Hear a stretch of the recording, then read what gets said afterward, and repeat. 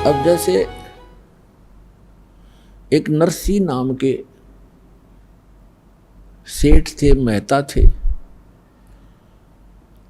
और वो बड़े धनवान थे। 56 करोड़ की संपत्ति थी उनके पास। 56 करोड़ की संपत्ति, आज से लगभग 500-600 वर्ष पहले। और कंजूस इतना था कि चवन्नी खर्च नहीं करे, दान भी करना भूल गया। और ये माया जब बढ़ जाती है, ये इंसान को दबा लेती है। परमात्मा कहते हैं इस माया को अपने ऊपर ना रखो, इसके ऊपर रहो। मोटरसाइकिल को सिर पे नहीं उठाना चाहिए, उसके ऊपर बैठकर चलना चाहिए। वो मोटरसाइकिल को सिर पर रखे हुए था, तो वह उसकी मूर्खता थी। परमात्मा ने उस दलदल से उस प्यारी आत्मा को निकालना था। और नरसिंह जी श्री कृष्ण जी के परम भक्त थे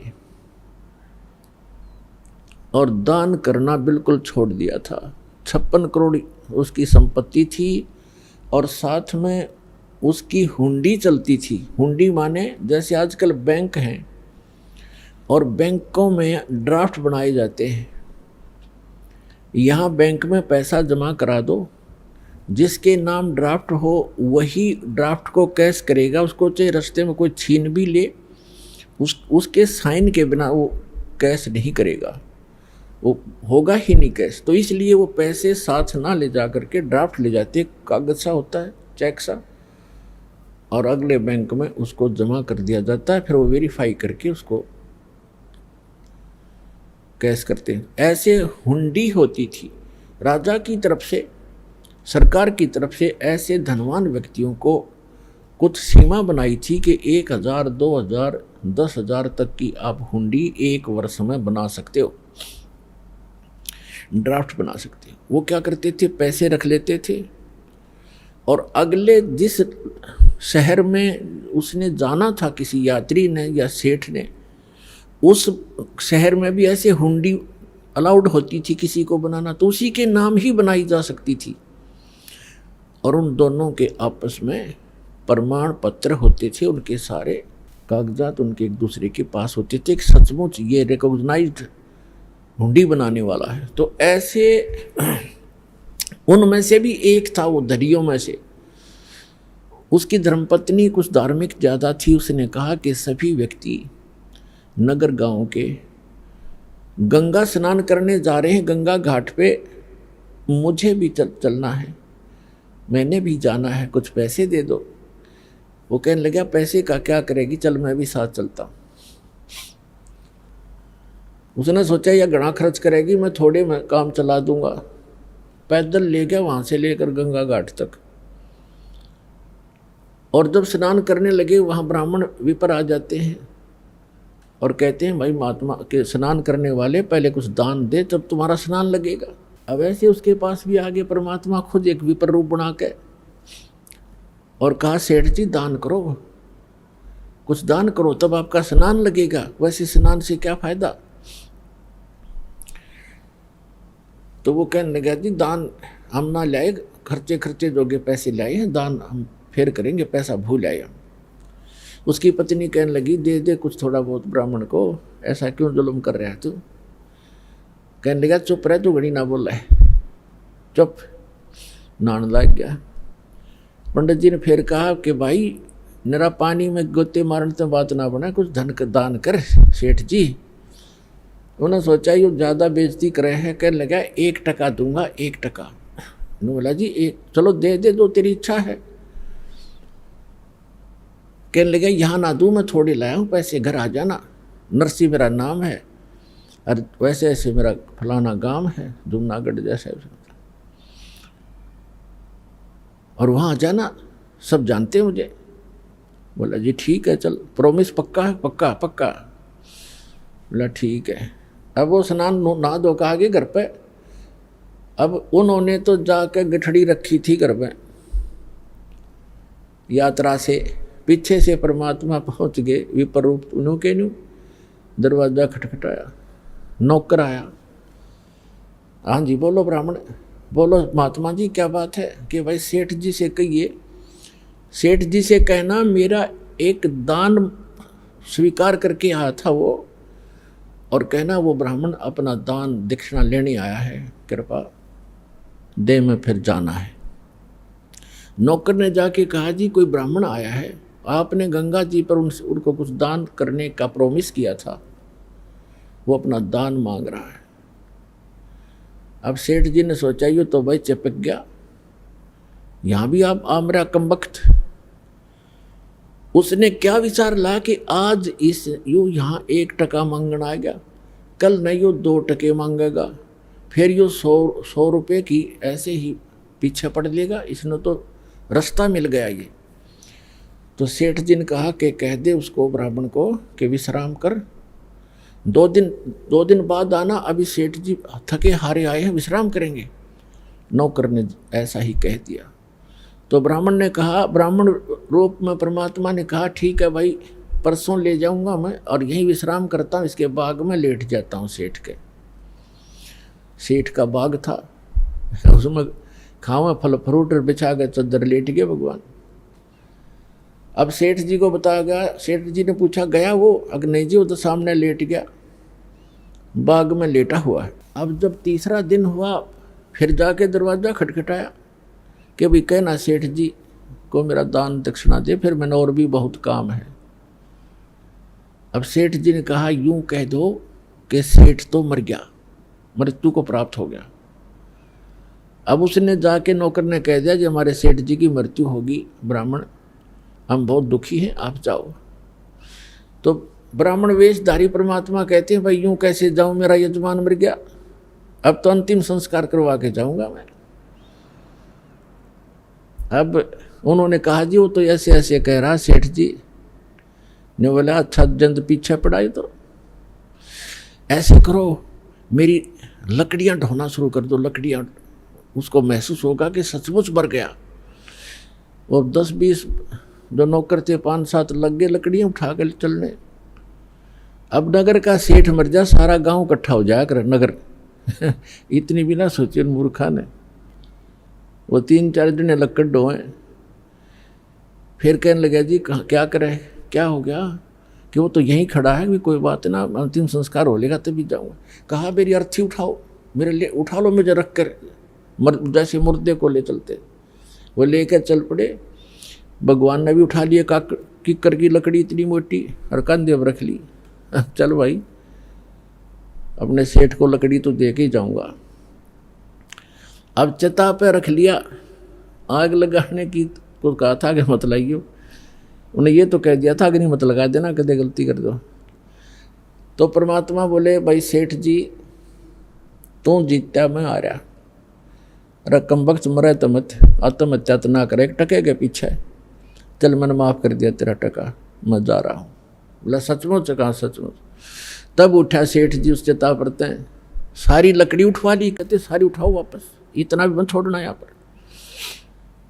और पुण्यात्मा ये स्वाभाविक है, जब माया जिसके पास घनी हो जाती है या ऊपर बैठ जाती है और इतना कंजूस हो जाता है वो व्यक्ति, उसको कुछ भी आभास नहीं रहता, ऐसा नशा बन जाता है। अब सेठ जी ने सोचा बन गई बात, कटी टंटा गया और निकम्मा। अगले दिन गया सैर सपट्टे को घूमने को दूर तक, क्योंकि दिन का कमरा घर में बंद था, जंगल में घूमने गया सुबह सुबह। परमात्मा उससे पहले आ गया वापस, उसके वापस आने से पहले स्वयं आ गया नरसी रूप बना के एज इट इज। और नौकरों से कहा कि वो व्यक्ति जो 3 दिन से मुझे परेशान कर रहा था ब्राह्मण, आज वो मेरा रूप बना का होगा, और उसको धमका देना और बकवाद करे तो डंडे लगा देना, घना नहीं 1-2 छोटा लगा देना, और कह देना तू बहुरूपिया है, हमारे सेठ को ठगना चाहता है, हम सब जानते हैं तुझे। तो जो ही वो परमात्मा तो बैठ गए नरसी बन के गद्दी पे, नरसी आया सैर सपट्टे करता, नौकर खड़े थे चारों ने पता था ये तो सचमुच आ गया। उन्हें कह रहा हो ₹2 वही खड़ा हो जा, अंदर मत आ जाइए।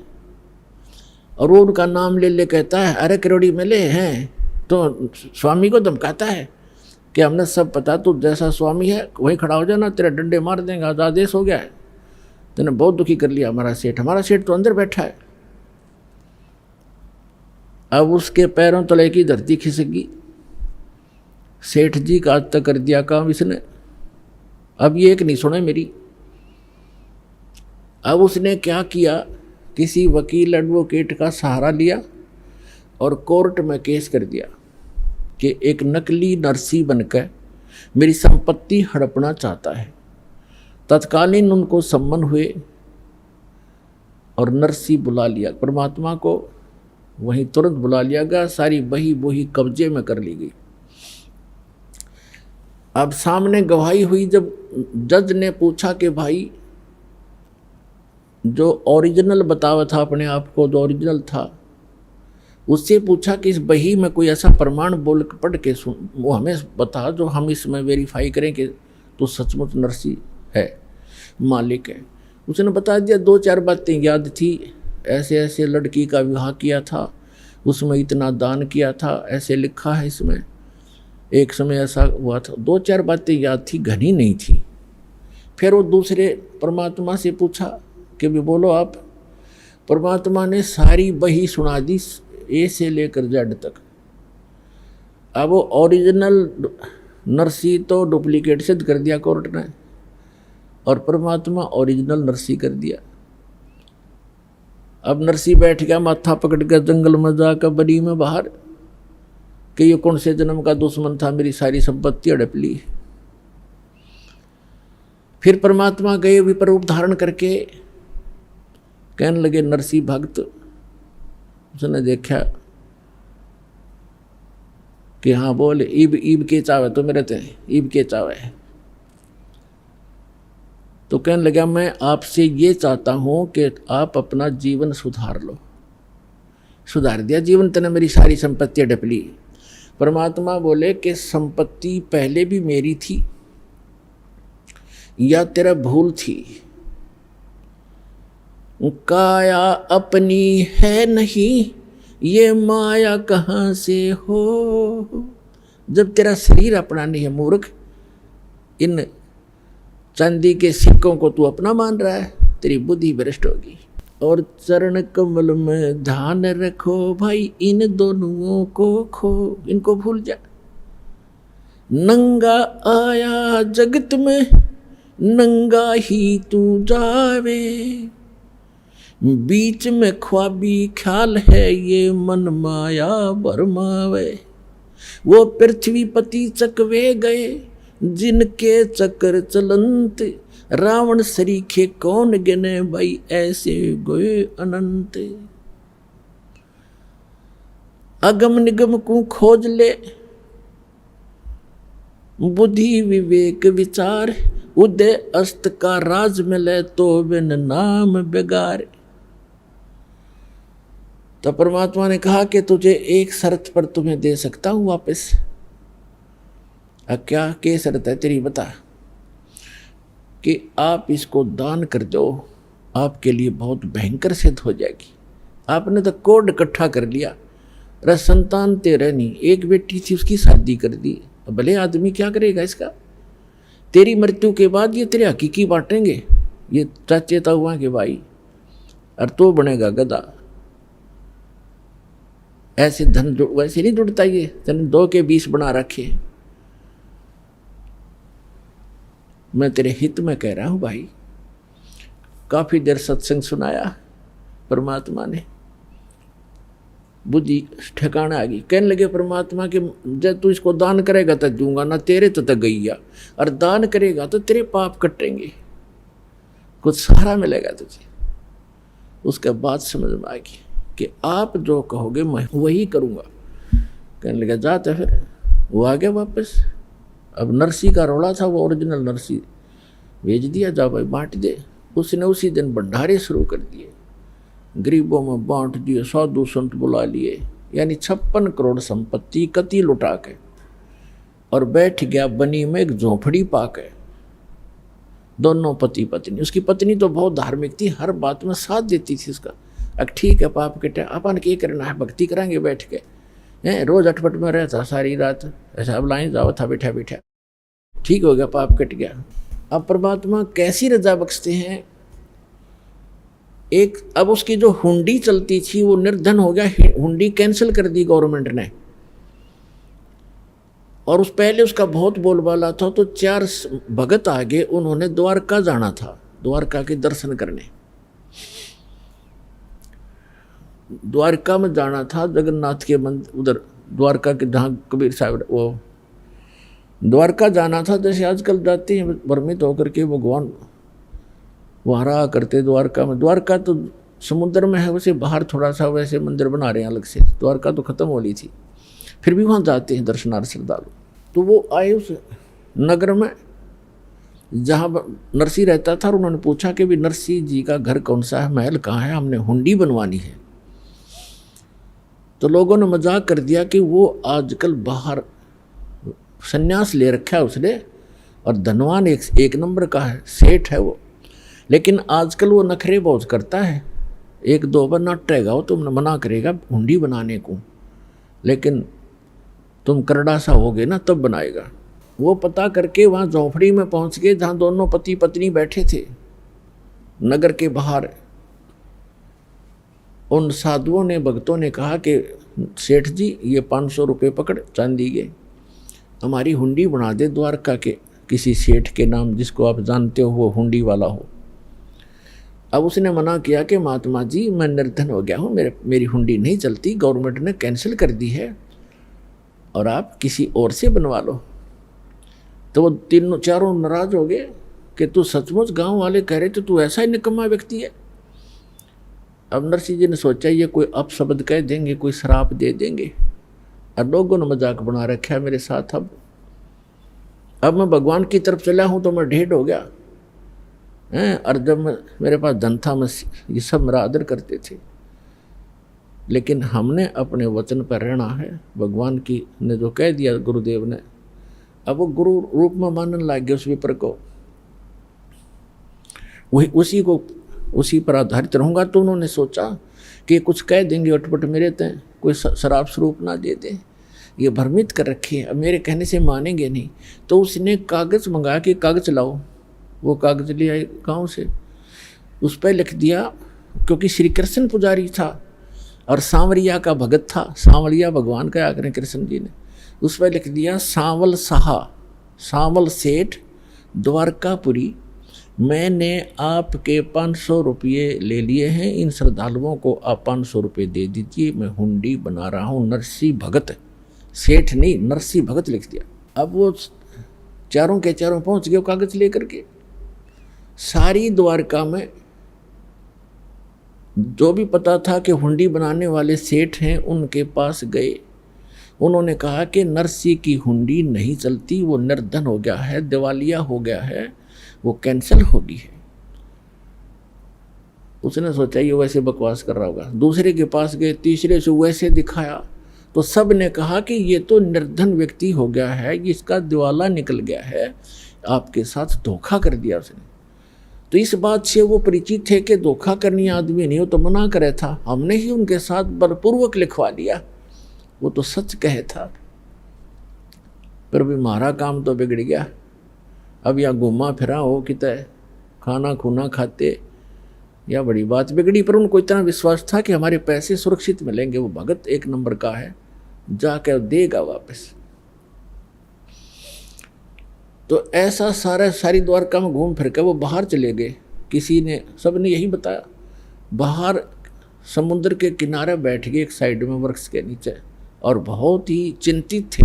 अब केवनी भाई, उधर से नरसिंह जी ने क्या किया, वो 500 रुपये का खाने पीने की सामग्री मंगा के, आज तो 5 लाख के करीब है वो 500 रुपये, और मंगवा कर सारा चावल, घी, दूध, खीर बना के, लड्डू जलेबी बना के उनका भंडारा कर दिया, साधु संत बुला के, रोटी राटी बना के। अब क्या हुआ कि नरसिंह जी ने देखा, भगवान से अर्ज लगाई, ध्यान मग्न हुए कि परमात्मा पहुंचे कि नहीं हुंडी लेकर साधुओं के पास। तो उन्हें क्या देखा, साधु ऐसे ही बैठे हैं, हुंडी पहुंचे नहीं भगवान। और बहुत पश्चाताप कर रहे हैं, दुखी हो रहे हैं।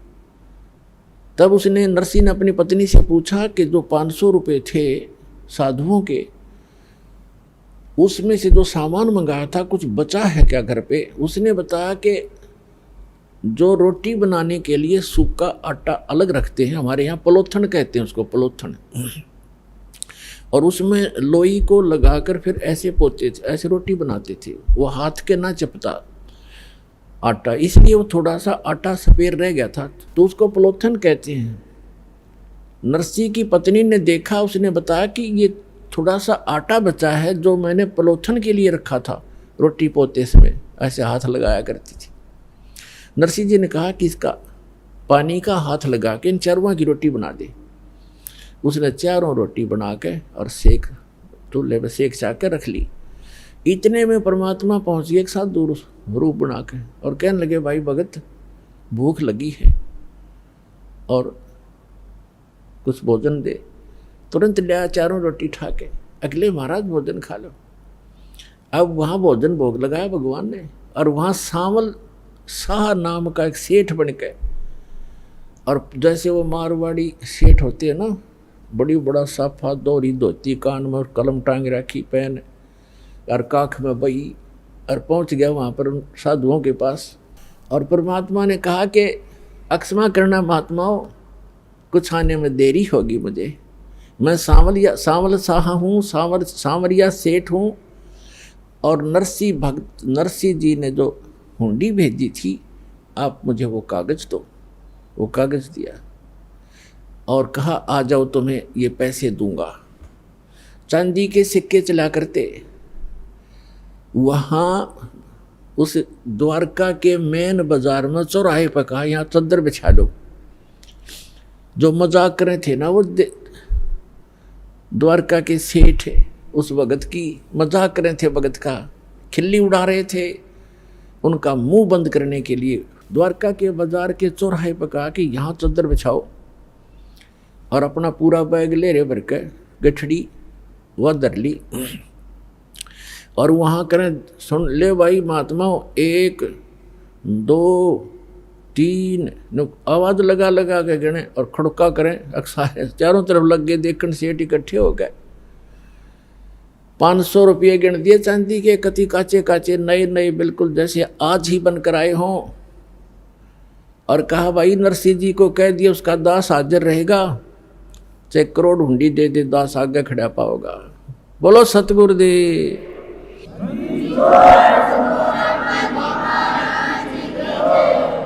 परमात्मा कहते हैं, जो जन मेरी शरण है ताका हूँ मैं दास, और गेल गेल लाग्या फिरूं, पीछे पीछे फिरूं, जब तक धरती आकाश। जो बच्चा गऊ की नजर में यूं साईं को संत, भक्तों के पीछे फिरे वो भक्त वत्सल भगवंत।